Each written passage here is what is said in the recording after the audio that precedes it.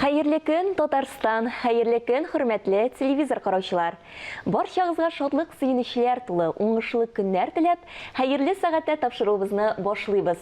Тур эфир студиясында мин Айзилә Батырханова. Бүген 19 октябрь.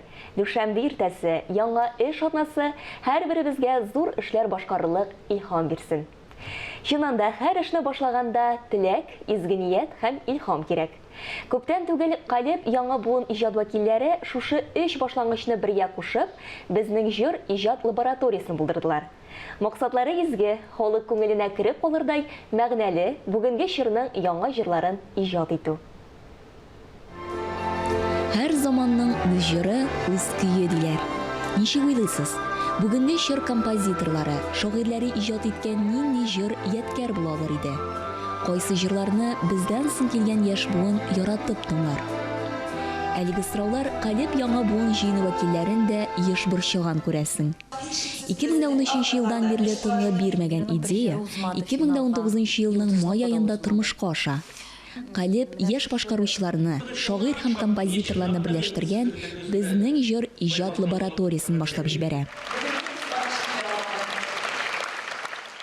Яши күпмедер дөньяны аңлый башлагач, күпмедер әдәбият укыгач, музыка тыңлагач, синең барыбер дөньяга карата үзеңнең күзаллавың барлыкка килә, синең дөньядагы проблемаларга, төрле мәсьәләләргә үзеңнең карашың барлыкка килә, һәм аларны һәрвакыт син кагазьгә салып өлгерми башлыйсың. Менә монда шундый форсат булды лаборатория кысаларында, өчәү җыелдык, һәм безгә бер җыр язарга кирәк иде. Һәм шул менә моңарчы уйланып та, ләкин кагазьгә түгелмичә йөргән фикерләрне шигырь итеп мин менә җыр рәвешендә тәкъдим иттем. Оештыручылар 30лап җырчы, композитор һәм шагыйрьне сайлап алып, аларны жирәбә буенча төркемнәргә бүлә. Бер төркемгә бер шагыйрь, бер композитор һәм бер җырчы туры килә.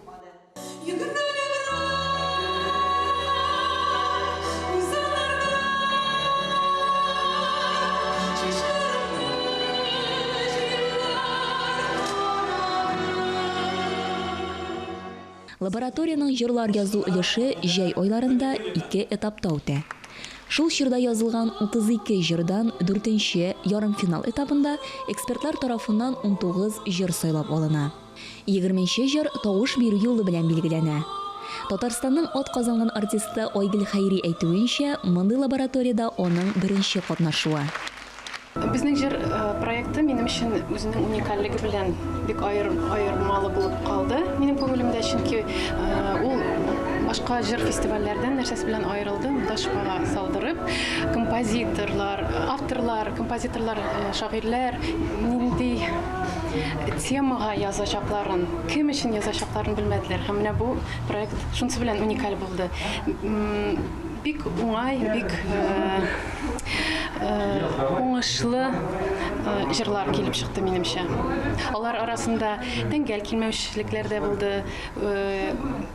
Ләкин проект бик кирәкле, хәзерге вакытта бик кирәкле дип саныйм мин. Минем 2 командам булды, һәм беренче командада безнең җыр үтмәде.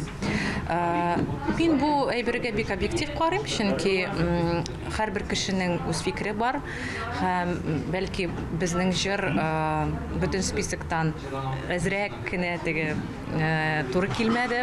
Белмим ничек, әмма дә ләкин мин бу композиторлар белән һәм шагыйрьләр белән элемтәдә, һәм Алла бирсә, без тагын яңа җырлар язарбыз, һәм аны чыгарырбыз, һәм тамашачыга күрсәтербез.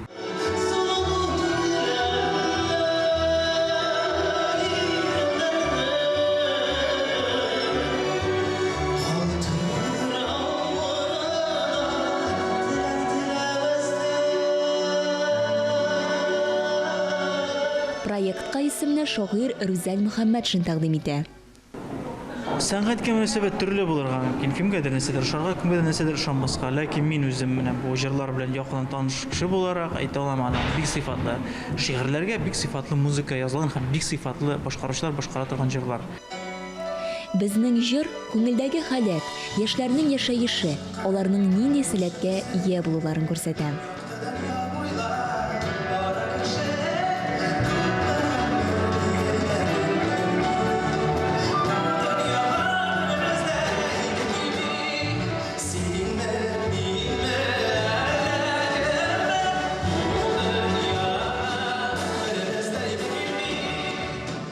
Безнең команда җыелды Луиза Янсуар һәм Алсу Файзуллина. Алсу Файзуллина ул җырчы гына түгел, ул актриса. Шуңа күрә минем иң беренче уем иде, битем нәрсә турында без җыр яза алабыз менә Алсуга. Һәм актриса турында булырга тиеш инде. Һәм безнең җырыбыз да мин яшим сәхнәдә шундый актриса монологы сыман җыр туды.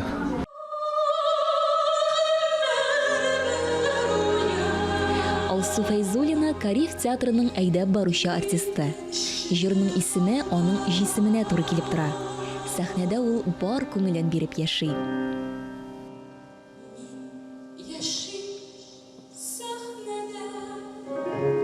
Бу әле зур иҗатның башы гына.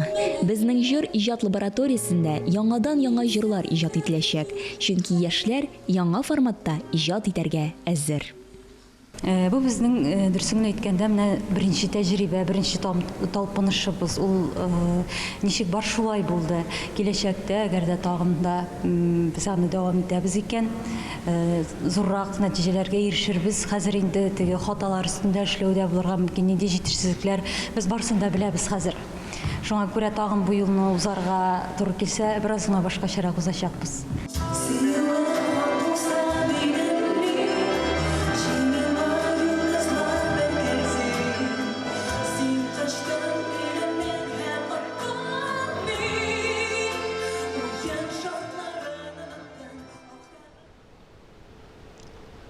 Көзге болытлы көннәрдә һәр барчабызны күңел кояшы җылытсын. Ә менә киләсе видеосюжетны карагач, һичшиксез барыбызның да кәефе күтәрелер. Алдагы минутларда балалардан шигъри күчтәнәч. Исәнмесез!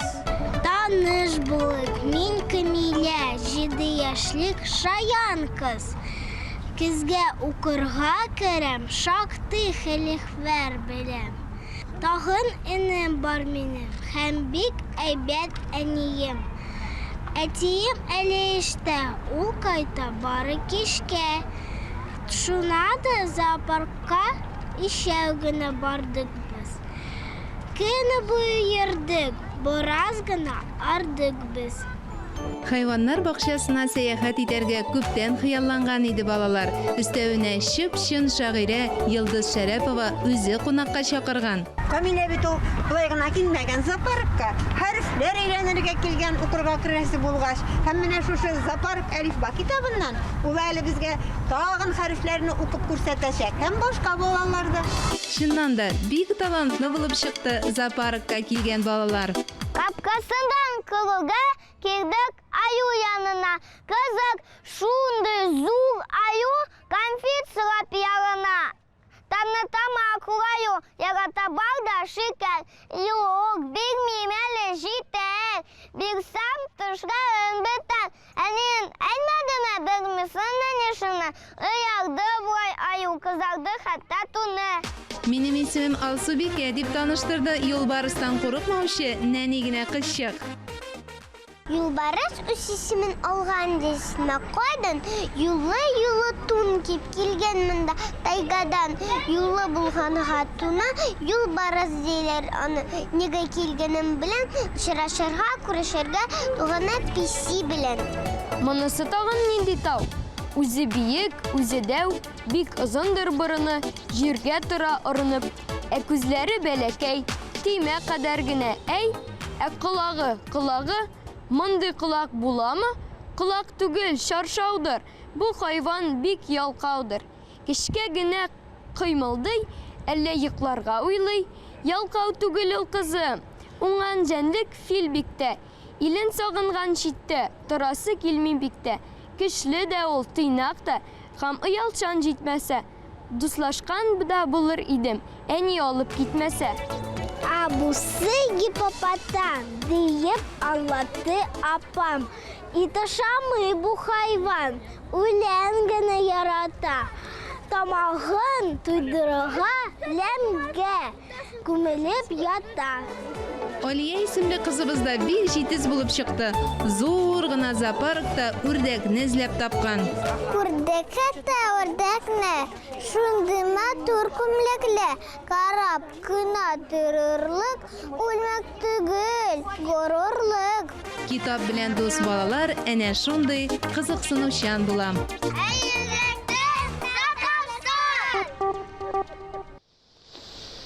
Эшләдем бер яхшылык, дөнья китте яктырып шигъре белән яшәүче шагыйрә Йолдыз Шәрәповның исеме колаклы кыймаклар, антенналы бәрәңгеләр белән балаларга бик таныш. Татарстан Язучылар берлегенең Абдулла Алиш исемендәге бүләге иясе. Татарстанның ат казанган сәнгать эшлеклесе Йолдыз Шәрәпова бүгенге тапшыруыбызның кунагы. Йолдыз апа, исәннәрмесез? Исәнмесез? Менә без бүген тапшыруыбыз башында һәр эшнең нигезен теләк, ният һәм инде илһам тәшкил итә дип әйтеп уздык. Менә сез инде үзегез әйтмешли, гомерегезнең зур өлешен бала чакка хезмәт итүгә багышлаган шәхес. Әйтеп китегезче, менә шушы балалар әдәбиятына керергә сезне нәрсә илһамландырды? Иң беренче балалар өчен язылган китаплар дип әйтә алам мин. Шәүкәт Галиев, Роберт Авиның китапларын укып үстегәйме? Һәм икенчесе үземнең балалар. Мин бит 5 бала әнисе. Минем темаларым аяк асты тулы. Аны эзләп йөрисе дә юк. Мин алар үскәндә көн саен 5 шигырь язадырым. Чөнки һәм ул бик кызык булып чыкты. Ул минем фикерләр бөтенесе дә бөтен әниләрнең фикере белән тәңгәл килде. Әле менә узган атнада безнең Җәүдәт абыйдар заманга багышланган чыгарылышыбыз булды, тапшыруыбыз багышланды. Менә без анда да балалар язучысы, балалар шигъриятенә керү ул җиңел эш түгел дип кат-кат әйтте. Бу бит чынлап та менә балалар психологиясын аңларга кирәк дип. Ул бит инде син теге чәчләреңә шал кергәч тә инде әби булгач та бәби булып калырга кирәк дигән сүз. Бу җиңел әйбер түгел, чөнки балалар бит инде алар үзгәрә торалар, замана да үзгәрә тора. Шуңа күрә ул былай гына ничектер балалар язучыларын әзрәк түбәнсетеп карау бар. Әйме, такмак инде ул нәрсә, теге ике рифмы тәңгәл килсә, балалар шигыре була дип, былай гына түгел, балалар фальшны, ялганны бик тиз сизәләр алар. Йолдыз апа, күптән түгел сез Шаян ТВ балалар каналы оештырган балачак җыр бәйгесендә дә катнашып, җиңү яуладыгыз. Котлыйбыз сезне. Рәхмәт. Ниндирәк шигырь яздыгыз? Мин анда очраклы рәвештә дигәндәй биреп карыйм әле дип, җиңәрмен дип тә түгел, чөнки балалар бакчаларына баргач күреп торам, балалар җырсыз. Алар инде, мин сине яратам, син дә мине яратасыңмы? Я булмаса авылымнан киттем, сагынам дип 5 яшьлек баланың шушылай итеп җырлавы инде. Бик шундый эчтәлек белән форманың туры килмәве бик карап отыру бик авыр буладыр. Шуңа мен әйтәм, бер шигырь языйм әле дип. Ул минем тылсымлы туган тел дип атала. Бик шатлыклы көнем бүген, чәчәк атты яран гөлем. Сулар сипкән иде аңа. Сулар сиптем аңа җырлап, Тукайның мин туган телен. Минем җырым күрәсең, җырымны, гөлем күрәсең, җырымны бик тә ошаткан. Аннан шул моң тылсымыннан күр кыш көне чәчәк аткан. Язлар җиткәч тә гөлемә җырлармын туган телемдә. Аннары һәйкәлгә илтермен Тукайның туган телен көнендә. Афәрин, афәрин Йолдыз апа. Инде менә бу бәйгедә шулай бер күрсәткеч булгандыр. Инде үзегезнең дә шәхсән фикерегезне ишетәсем килә. Менә хәзерге балалар татар әдәбиятына безнең инде лаеклы алмаш бармы? Яшьләр киләме? Менә без инде башта ук әйтеп киттек, балалар әдәбиятына килү җиңел түгел дип, аңа хезмәт итү тагы да авыррак. Чөнки һич югы аларның энесеңелләре булырга тиеш ул әдәбиятка килгән кешеләрнең. Я булмаса үзләре әни булырга тиешләр. Менә алар балалар дөньясыннан аерылмаган булырга тиеш ул кеше. Андыйлар миңа калса менә бүген ой менә шушындый бар әле дип әйтерлек менә анда якты ниләр бик күренми, кызганыч. Бу проблеманы хәл итү юллары бармы соң? Моны бит инде проблема дип әйтсәк буладыр. Бу проблеманың да проблемасы, чөнки ник дисәгез, әдәбият балалар әдәбиятыннан башлана. Әгәр баланы без кичкенәдән китап укырга өйрәтә алабыз икән, ул инде үскәч тә укыячак. Матур әдәбиятка тартылачак һәм язачак та.